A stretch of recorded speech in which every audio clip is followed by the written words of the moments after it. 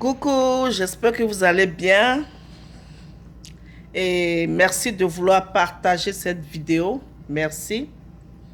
Partagez cette vidéo parce qu'aujourd'hui nous allons parler de politique, ma passion.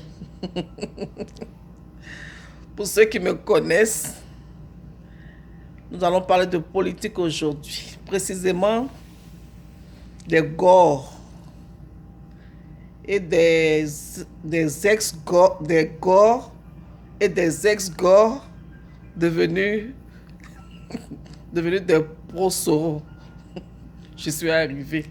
C'est tellement carabiné tout ça. Mais il faut dire que je voudrais commencer par dire merci. Merci à tous ces vaillants combattants de la diaspora, ces vaillants combattants GOR, pro-Gbagbo, il faut que je le précise. Je voudrais leur dire merci pour tout. Merci pour tout ce qu'ils font pour le président Laurent Gbagbo. Et je voudrais leur dire que le combat, c'est ça. C'est à plusieurs niveaux. Il y a des gens qui sont sous les feux des projecteurs. Et il y en a beaucoup, comme moi, qui sont dans l'ombre et qui font un travail non négligeable aussi. Donc, je voudrais leur dire merci pour tout.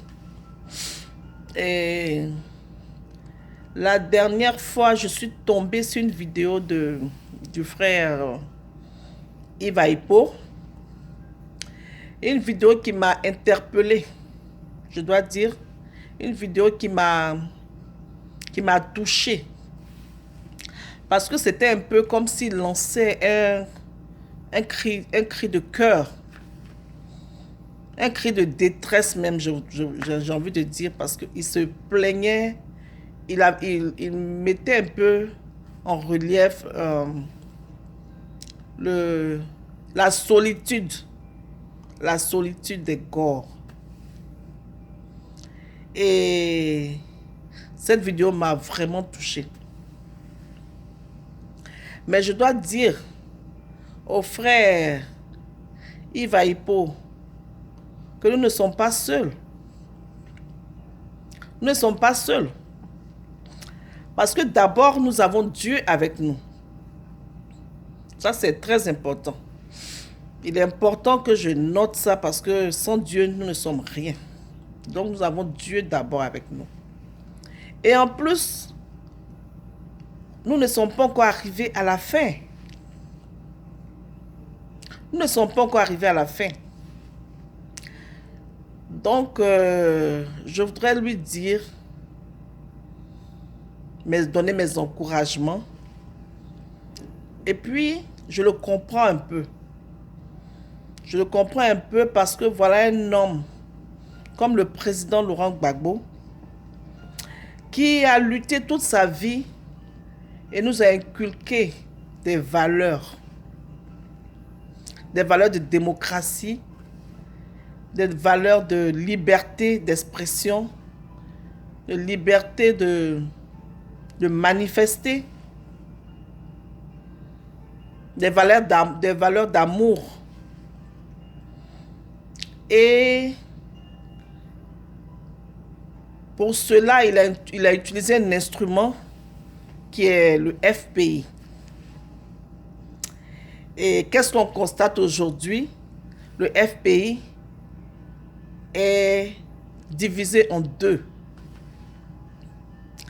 Et ceux qui sont restés fidèles au président Laurent Gbagbo dans le FPI ont vu ces derniers temps en leur sein une scission. Maintenant, nous avons d'un côté des pro-Gbagbo et ceux qui veulent se faire peut-être appeler des pro-Soro, ex-pro-Gbagbo. Et je crois que son cri de cœur était plus à ce niveau. C'était surtout à cause de cette situation. Mais moi, je ne suis pas quand même étonnée. Je ne suis pas quand même étonnée parce que M. Soro Guillaume, comme certains autres, comme d'autres personnes, ont souvent donné une image de pro-Gbagbo, une image de naïveté. C'est-à-dire, les pro-Gbagbo sont naïfs. Certains vont même jusqu'à dire que les pro-Gbagbo sont naïfs à l'image de leur leader, le président Gbagbo. Je ris parce que c'est tellement drôle. C'est tellement drôle parce que ce n'est pas vrai. Ce n'est pas vrai. Et puis, ça n'a jamais été vrai. Et ce ne sera jamais vrai. Les pro-Gbagbo ne sont pas des naïfs. C'est ce qu'il a toujours cru. Il s'est dit, voilà des gens de qui je peux faire ce que je veux. Je peux aller vers eux quand je veux. Je peux aller les berner. Et puis, il n'y a pas de problème. C'est comme ça que, je crois que, c'est comme ça que quand il avait eu un moment, il a eu M. Soro a eu des mêlées avec dans son camp. Il s'est dit qu'il allait se rabattre sur les pro-Gbagbo. Et il est parti partout dans la diaspora, je crois dans les pays africains aussi, avec un message de paix. C'est ce qu'il voulait bien faire croire. Et avec comme bâton de pèlerin la libération des prisonniers politiques.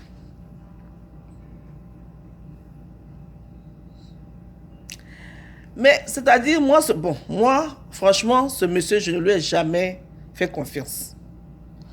Et tous ceux qui me connaissent savent ce que j'en pense. Je ne lui ai jamais fait confiance. Donc, quand ça se passait, évidemment, j'étais là, je dis, mais attends. Le président Ouattara ne peut pas libérer les prisonniers politiques et puis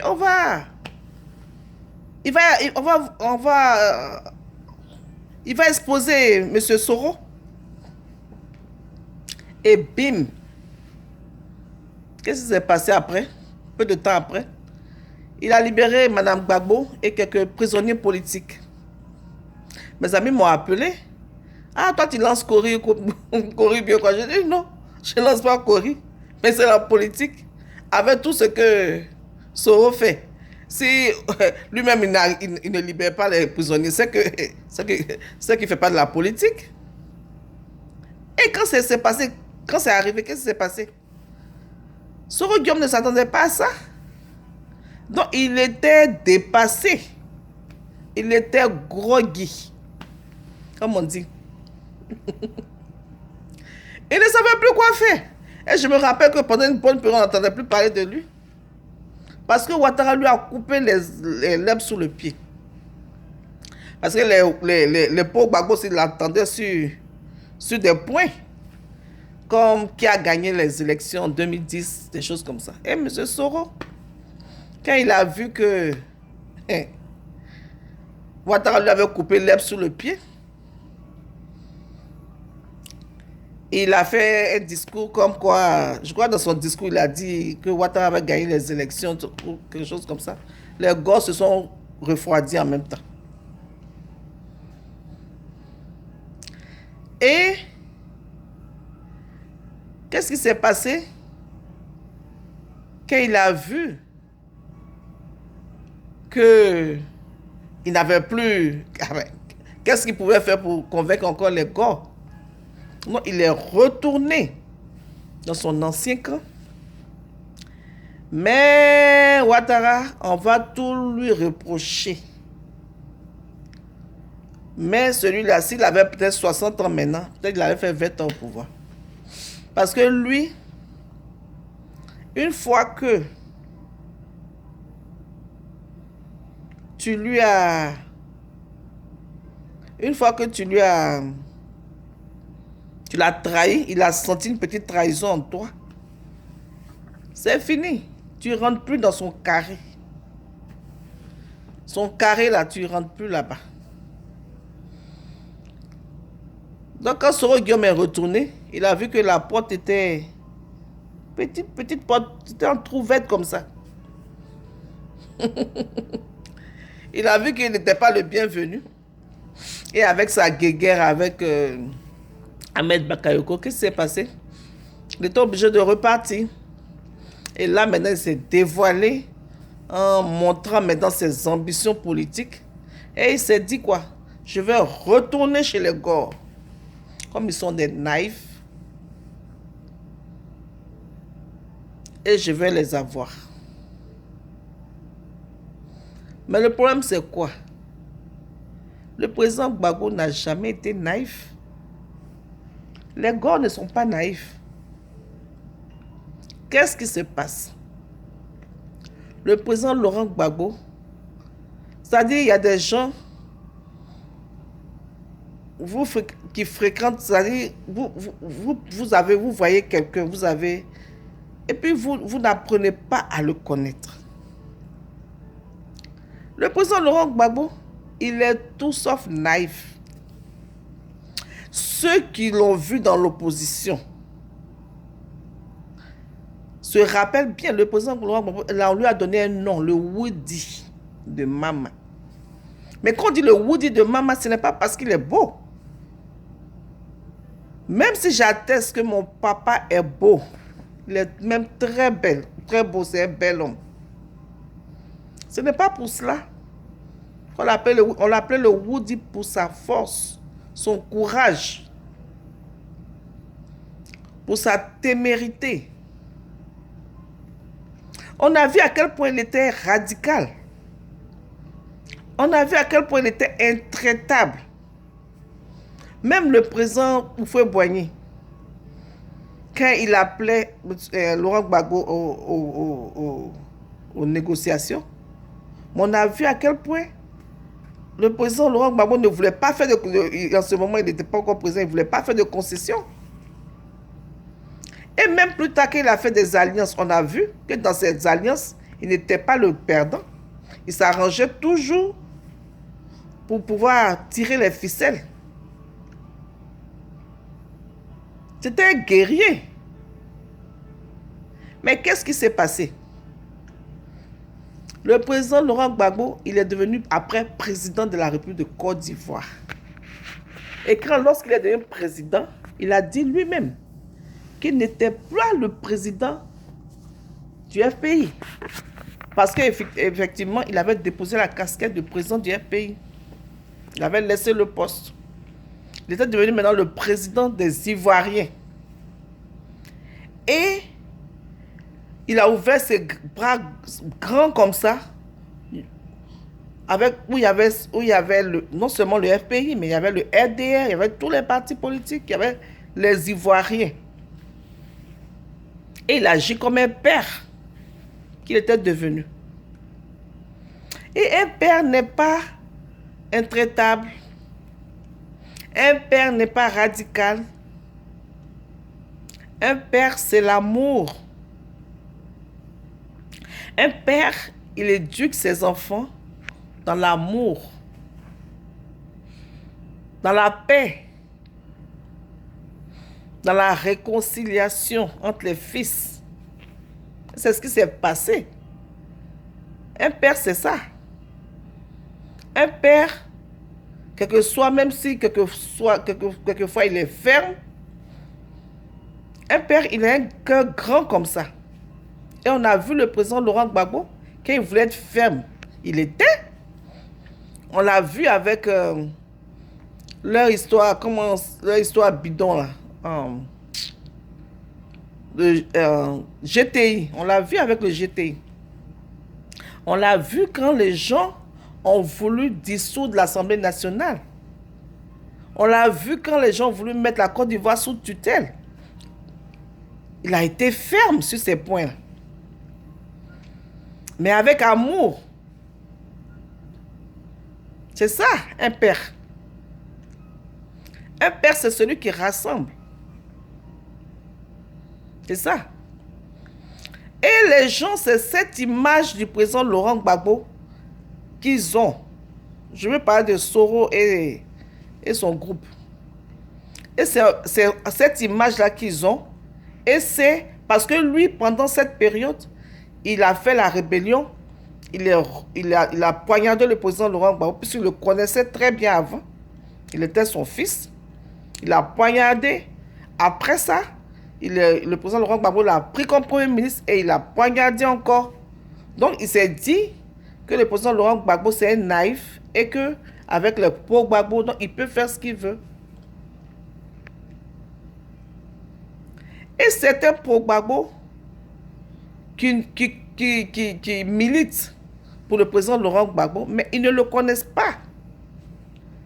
Ils ne le connaissent pas véritablement.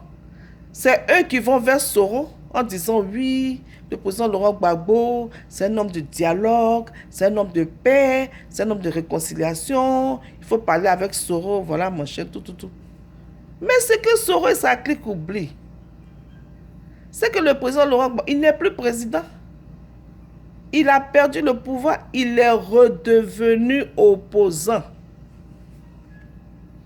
Et en redevenant opposant, il a porté de nouveau ses habits d'opposant. Évidemment, il y a des choses qui ont changé, il y a l'âge et tout, il y a les circonstances dans lesquelles il est, qui font que à 100%, il ne peut plus faire des choses comme avant. Mais il y a des actes qu'il pose. Ça se sent. On sent quand même qu'il n'a pas envie de négocier. Quand il y a des choses qu'il n'a pas envie de faire. C'est ça. Et les gens, les pro-Gbagbo devaient se dire que il y a deux facettes du président Laurent Gbagbo. Avec quelle facette il faut jouer maintenant? C'est ça. Donc, Soro Guillaume et sa clique, ils ne se rendent pas compte que maintenant, ils ont affaire à Laurent Gbagbo opposant.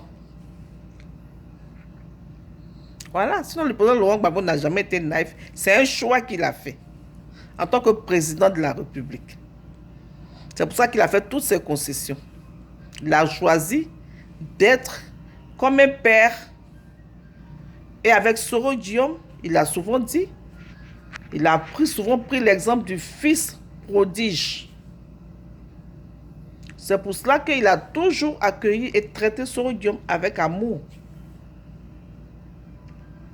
Voilà.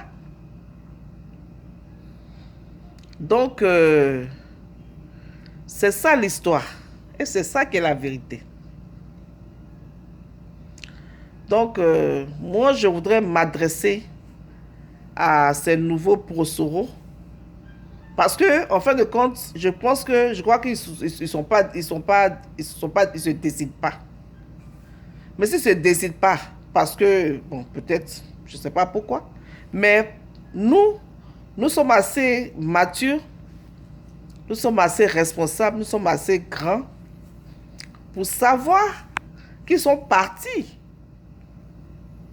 Qu'ils sont partis. Et le fait de partir, ça ne veut pas dire que la lutte ne continue plus.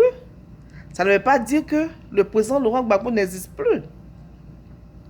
Ils sont partis parce que quand on fait la politique, on ne fait pas la politique dans le vide. On fait la politique avec un instrument qui est le parti.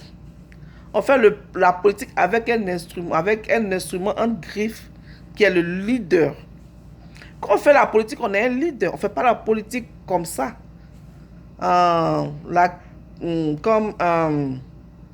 Comme si on est un électron libre. Non. On ne fait pas la politique comme ça. Quand on fait la politique, on regarde les leaders. Et nous, les pro-Gbagbo, les Gore, notre leader s'appelle Laurent Gbagbo. Et c'est lui qu'on regarde. Le président Laurent Gbagbo n'a pas dit d'aller discuter avec Soro Guillaume. Il n'a pas dit. Si vous partez discuter avec Soro Guillaume, ça veut dire que vous êtes parti de votre propre fête. Et si vous êtes parti de votre propre fête, vous êtes dans l'erreur. Parce que ça veut dire que vous êtes là comme ça. Non, en politique, ça ne marche pas comme ça. Même là où vous partez, vous n'allez pas vivre comme si vous étiez électron libre. Non. Même là où vous partez, vous allez obéir, vous allez regarder un leader. Vous allez suivre ses idéologies, vous allez obéir aux instructions qu'il va donner. C'est comme ça. Et c'est comme ça que nous, les gars, on fait. On a un leader qui s'appelle M. Laurent Gbagbo. Et c'est lui qu'on regarde. Il y a des choses qu'il ne nous a pas demandé de faire, on ne le fait pas. C'est tout. Si on ne comprend pas, on demande. Pourquoi ça ne se passe pas comme ça? Il y aura des explications. On pose des questions, mais il faut poser les bonnes questions. C'est ça. On n'agit pas dans le vide. Non. On suit un leader. Voilà pourquoi quand il y a eu, même en 2011, voilà pourquoi Ouattara a tout fait. Il a amené Blé Goudé à la CPI. Parce que Blé Goudé c'était le leader des jeunes. On a vu. Lui-même, il sait très bien que s'il laissait Blé Goudé libre, c'était grave pour lui. Voilà pourquoi il a pris. Parce qu'il faut un leader. Sans leader, le combat est compliqué. C'est pratiquement impossible. Donc on ne peut pas faire ce qu'on veut, on fait, bon, voilà. Il y en a même qui disent, oui, bon, moi, personne ne peut m'obliger personne ne peut m'obliger, je fais la lutte depuis 100 ans, bon, voilà, j'ai fait ci, j'ai fait ça. Est-ce que c'est de ça qu'il s'agit? Donc, parce que vous avez fait la lutte depuis machin, Matousalem, donc, ça veut dire que vous êtes là, vous n'avez plus de ligne directive.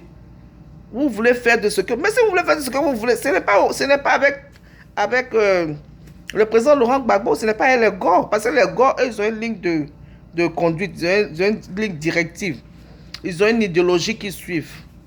Et c'est avec le président Laurent Gbagbo. C'est tout.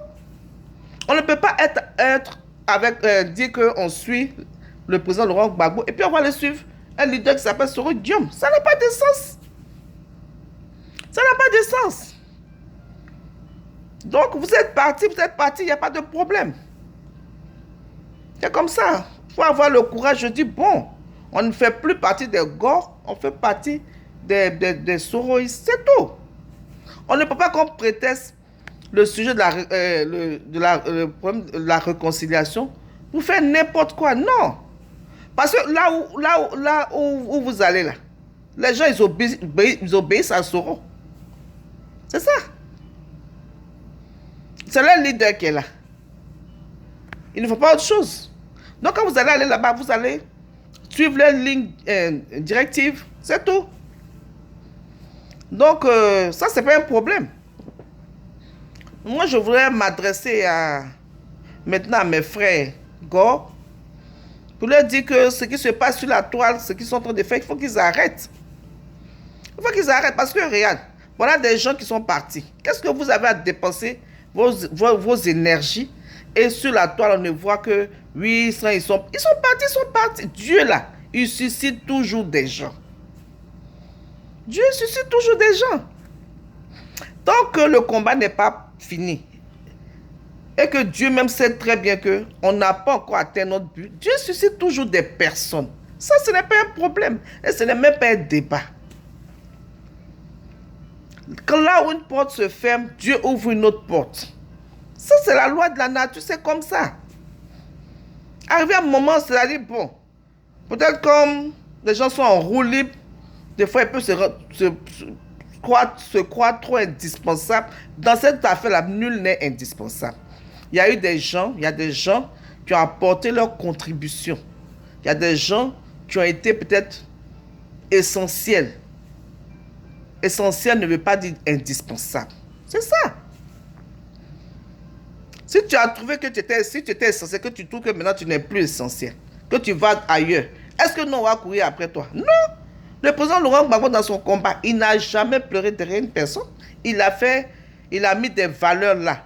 Ceux qui se sont sentis concernés, touchés par ces valeurs, l'ont suivi. C'est comme ça. Donc les gars, il faut que vous arrêtiez de disperser vos énergies. Il faut que vous vous concentrez sur ceux qui sont restés. C'est comme ça, parce que l'être humain, des fois, ils n'ont même plus, l'être humain ne considère plus ce qu'il a. Il veut forcément accorder plus d'importance à ce qu'il n'a pas ou bien à ce qui est en train de partir. Non. Et ceux qui sont là, pourquoi vous ne leur accordez pas plus d'importance? Pourquoi vous ne leur montrez pas qu'ils sont importants? Pourquoi vous ne leur montrez pas qu'ils sont là, que vous les voyez? Redynamiser les troupes. C'est de ça qu'il s'agit. Réorienter le combat. Qu'est-ce qui n'a pas marché? C'est ça.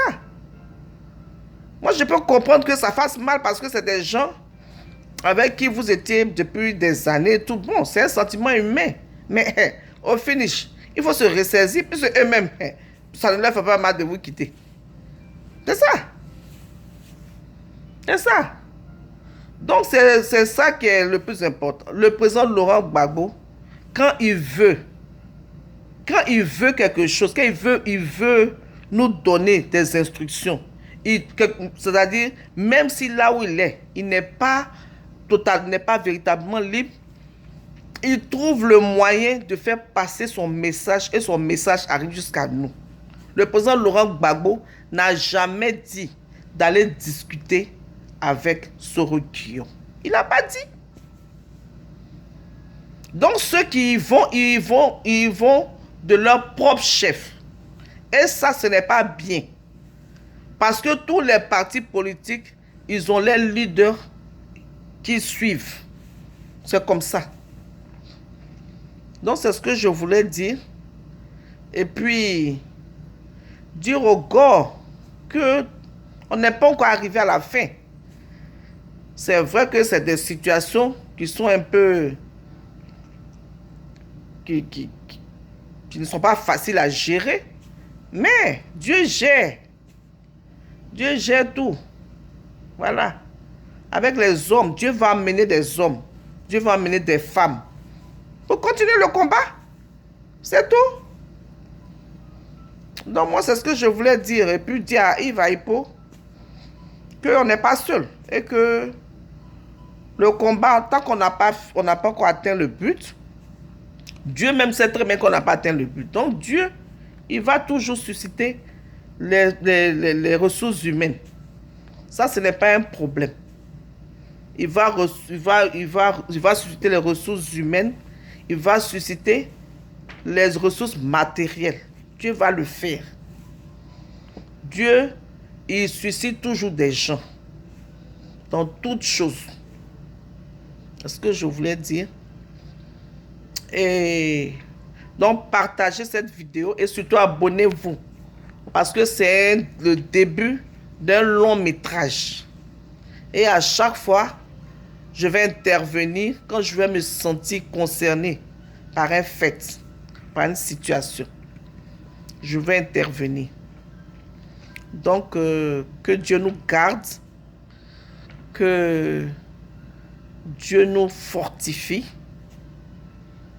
Et maintenant, nous avons des ex-frères, parce que ce n'est plus des frères. Parce que là, c'est deux camps différents.